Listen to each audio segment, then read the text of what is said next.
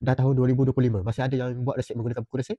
So hari ni saya akan tunjuk macam mana kita boleh menggunakan mesin resip ataupun telefon kita untuk buat resip secara auto. Sekarang kita dah boleh buat resip menggunakan mesin digital dan juga telefon kita. So saya akan tunjuk macam mana caranya. Ini adalah mesin resip di mana kita boleh keluarkan resip apabila ada customer order. So saya akan tunjuk macam mana cara untuk guna sistem ni. So katakan ini adalah kedai makan kita. So katakan customer beli produk ni special. So kita boleh tetapkan harga, ada dia nak tambah udang ke ayam ke, so kita boleh tetapkan harga. So dia beli Milo ais, lepas tu dia beli nasi goreng ayam teh ais. So ini adalah customer beli sebanyak RM35.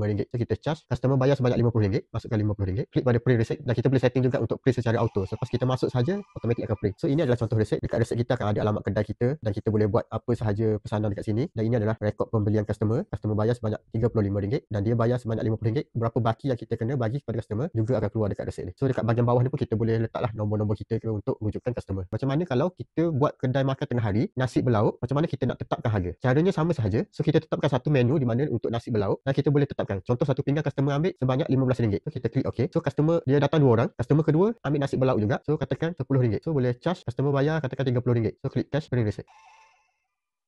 So dia akan keluar sebanyak RM25. So itu cara untuk menggunakan mesin receipt ni. Katakan kita tak nak guna mesin receipt ni, kita boleh guna juga mini printer dan kita boleh guna telefon kita untuk guna sistem yang sama seperti dekat mesin receipt ni. So caranya sama saja. Contoh saya tunjuk dekat sini. So katakan customer beli Milo ais, nasi goreng, siakap 3 rasa. Contohnya siakap 3 rasa ni ikan yang dia ambil adalah 1 kilo. So klik OK. Kita dah tetapkan harga dalam sistem tu 1 kilo berapa ringgit. So dia automatik akan keluar dekat sini. Katakan customer memang bayar cukup-cukup RM14. So kita tak perlu nak ubah untuk baki ni dan print receipt. Dia akan keluar receipt yang sama seperti kita menggunakan mesin receipt. Yang ni kita menggunakan telefon, dia akan keluar receipt yang sama menggunakan mini printer. Dia boleh guna juga untuk kedai gunting rambut, kedai runcit, kedai buah-buahan, kedai kuih, kedai motor. So boleh guna untuk kita keluarkan resip kepada customer. So kita tak perlu nak tulis dalam buku resip dan sistem ni juga dia boleh simpan rekod di mana berapa baki stok yang kita ada, berapa baki stok yang keluar, berapa duit masuk, berapa duit keluar juga ada dalam sistem resip ni. Siapa yang nak dapatkan sistem resip ni boleh klik link dekat bio saya dan jika ada apa-apa pertanyaan berkaitan dengan mesin resip ni boleh terus tanya saya.